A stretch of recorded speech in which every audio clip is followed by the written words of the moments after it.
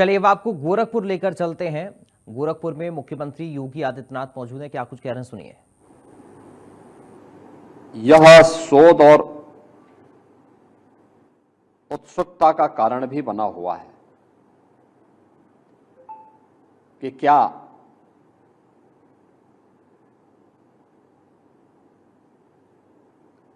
केवल सत्य और अहिंसा के मार्ग का अनुसरण करके ही आजादी पाई जा सकती है, लेकिन भारत ने वह करके दिखाया।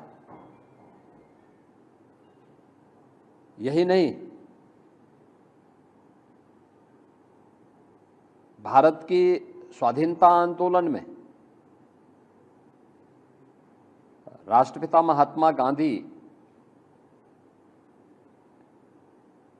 का पदार्पण जिन मूल्यों और मुद्दों के आधार पर हुआ था, उसमें स्वदेशी का एक महत्वपूर्ण भूमिका है। स्वदेशी कैसे समाज को एकता के सूत्र में बांधने का कार्य कर सकता है और कैसे विदेशी हुकूमत की जड़ों को उखाड़ फेंक देता है। भारत का स्वाधीनता आंदोलन सत्य और अहिंसा के मार्ग का अनुसरण करते हुए, स्वदेशी का अवलंबन करते हुए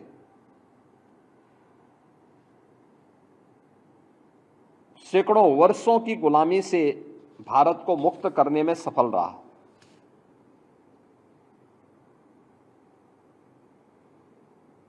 इसके साथ ही राष्ट्रपिता महात्मा गांधी स्वच्छता के भी पक्षधर थे।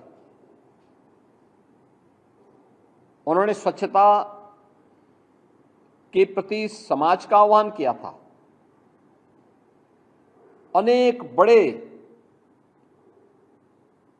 ऐसे जन आंदोलन को उन्होंने नेतृत्व दिया था जिसने विदेशी हुकूमत की जड़ों को हिलाने में बड़ी भूमिका का निर्वहन किया। आज मुझे बताते हुए प्रसन्नता है कि बापू के सपने को साकार करने के लिए स्वदेशी प्रधानमंत्री मोदी जी के नेतृत्व में देश और दुनिया के लिए एक मॉडल बन रहा है और भारत की ताकत का एहसास कर रहा है। उत्तर प्रदेश में वन डिस्ट्रिक्ट वन प्रोडक्ट का जो हमारा अभियान है वो सफलता की एक नई ऊंचाई को प्राप्त कर रहा है। इसके साथ ही स्वदेशी अब केवल खादी तक नहीं है, बल्कि स्वदेशी भारत के अंदर भारत की दिनचर्या का पार्ट बन गया है, जिसके बारे में प्रधानमंत्री जी बार बार कहते हैं, छिप से शिप तक कि हमारी यह यात्रा आज भारत के स्वदेशी और आत्मनिर्भर होने की गारंटी दे रहा है। स्वदेशी वस्तुओं को लेकर के और मेक इन इंडिया के इस अभियान को बढ़ावा देने के लिए अब हमारी सरकार अभी 25 सितंबर से 29 सितंबर के बीच ग्रेटर नोएडा में हम लोगों ने यूपी इंटरनेशनल ट्रेड शो का आयोजन किया था। ये ट्रेड शो उत्तर प्रदेश में निर्मित वस्तुओं के लिए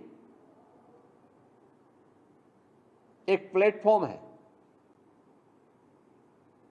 जिसको हमने वैश्विक बाजार तक पहुंचाने के लिए एक बड़े अभियान को हाथों में लिया है और उसका तीसरा संस्करण का उद्घाटन भी प्रधानमंत्री जी के ही कर कमलों से संपन्न हुआ। इसके साथ ही उत्तर प्रदेश के अंदर डिफेंस मैन्युफैक्चरिंग कॉरिडोर, जिसमें ब्रह्मोस मिसाइल भी बन रही है,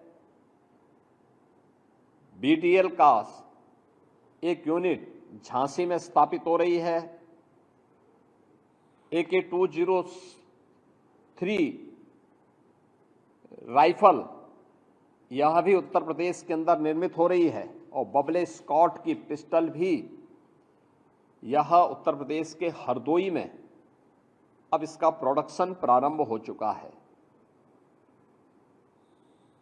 हर एक सेक्टर में उत्तर प्रदेश ने एक नई छलांग लगाई है और दीपावली के पहले हर जनपद में एक बड़े पैमाने पर स्वदेशी मेला यूपी इंटरनेशनल ट्रेड शो की तर्ज पर करने के लिए मैंने विभाग को कहा है। आज गांधी जयंती है, तो गांधी जी की इस पावन जयंती के अवसर पर खादी में उत्तर प्रदेश सरकार 25% की छूट आज से प्रारंभ की है। हम खादी के साथ साथ हर स्वदेशी वस्तु का क्रय करें। पर्व और त्योहारों में अपने मित्रों को, परिवारजनों को, शुभचिंतकों को उसका उपहार दें और भारत के अंदर बनी हुई वस्तुओं का इस्तेमाल करके अगर हम भारत के कारीगर और हस्तशिल्पियों को आगे बढ़ाने में योगदान देते हैं तो यह भारत की समृद्धि का कारण बनेगा और भारत के अंदर स्वरोजगार और रोजगार को भी आगे बढ़ाने में मदद करेगा। दूसरा, स्वच्छता का अभियान। तो स्वच्छता राष्ट्रपिता महात्मा गांधी को सबसे अधिक पसंद थी। प्रधानमंत्री जी ने स्वच्छ भारत अभियान के माध्यम से इसे एक नई ऊंचाई दी। हर घर शौचालय, 12 करोड़ परिवारों को एक एक शौचालय बन गया, उनका जीवन स्तर बढ़ा, नारी गरिमा का सम्मान हुआ और साथ ही अनेक प्रकार की उन बीमारियों से, जो बीमारियां असमय मासूम बच्चों को, नौजवानों को, महिलाओं को निगल जाता था, उनकी रक्षा भी हुई और साथ साथ उनकी बचत भी हुई। स्वच्छता हमारी पहचान बन चुकी है, भारत का एक ब्रांड बन चुका है। तो स्वच्छता का एक कार्यक्रम भी राष्ट्रपिता महात्मा गांधी की देन है। गांधी जी के उन सपनों को जो उन्होंने देश की आजादी के आंदोलन के दौरान देखे थे, उन सपनों को साकार कर रही है डबल इंजन की सरकार। आज राष्ट्रपिता महात्मा गांधी की इस पावन जयंती के अवसर पर मैं उनकी स्मृतियों को नमन करते हुए प्रदेशवासियों की ओर से विनम्र श्रद्धांजलि अर्पित करता हूं। आज ही देश के द्वितीय प्रधानमंत्री स्वर्गीय लाल बहादुर शास्त्री जी की भी पावन जयंती है। वे देश के स्वाधीनता संग्राम सेनानी में अग्रिम पंक्ति के सेनानी थे। बापू के प्रखर अनुयायी थे। स्वदेशी और स्वावलंबन के पक्षधर थे। भारत की कृषि आत्मनिर्भर हो, ये मॉडल सरदार लाल बहादुर शास्त्री जी के द्वारा ही देशवासियों को दिया गया। जय जवान जय किसान भारत के नागरिकों के मन में और खाद्यान्न आत्मनिर्भरता के लक्ष्य को प्राप्त करने की दिशा में भारत आगे बढ़ सके। भारत शांति का पक्षधर है, लेकिन कोई भारत पे युद्ध थोपेगा तो भारत मुंहतोड़ जवाब देगा। 1965 के भारत पाकिस्तान युद्ध के दौरान भारत की विजय इस बात का प्रदर्शन करती है और वह लाल बहादुर शास्त्री जी के नेतृत्व में भारत ने उस शक्ति का एहसास न केवल पाकिस्तान को बल्कि दुनिया को कराया था।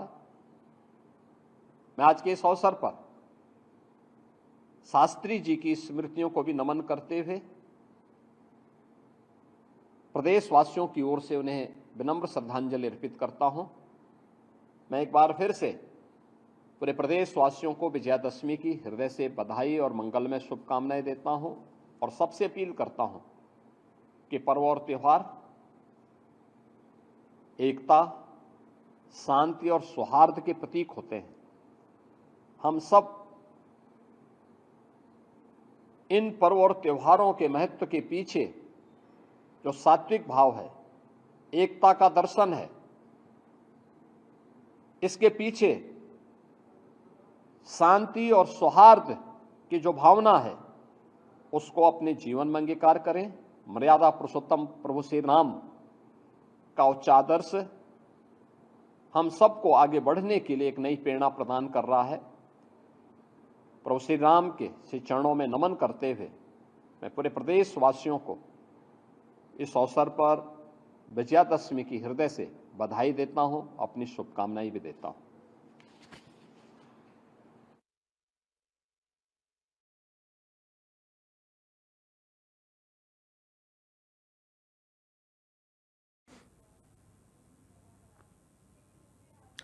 तो मुख्यमंत्री योगी आदित्यनाथ को आप सुन रहे थे।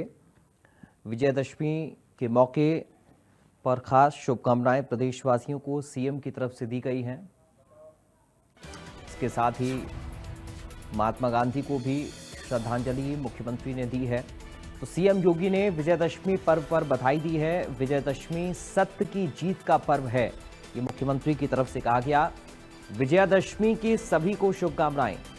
सीएम योगी आदित्यनाथ को आपने सुना, उन्होंने कहा प्रभु श्री राम की कृपा सब पर बनी रहे, हर हृदय धर्म सत्य से आलोकित हो।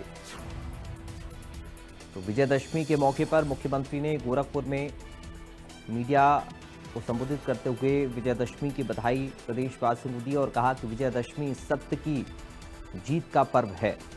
विजयदशमी की सभी को शुभकामनाएं सीएम ने दी और कहा कि प्रभु श्री राम की कृपा सब पर बनी रहे, हर हृदय धर्म सत्य से आलोकित हो।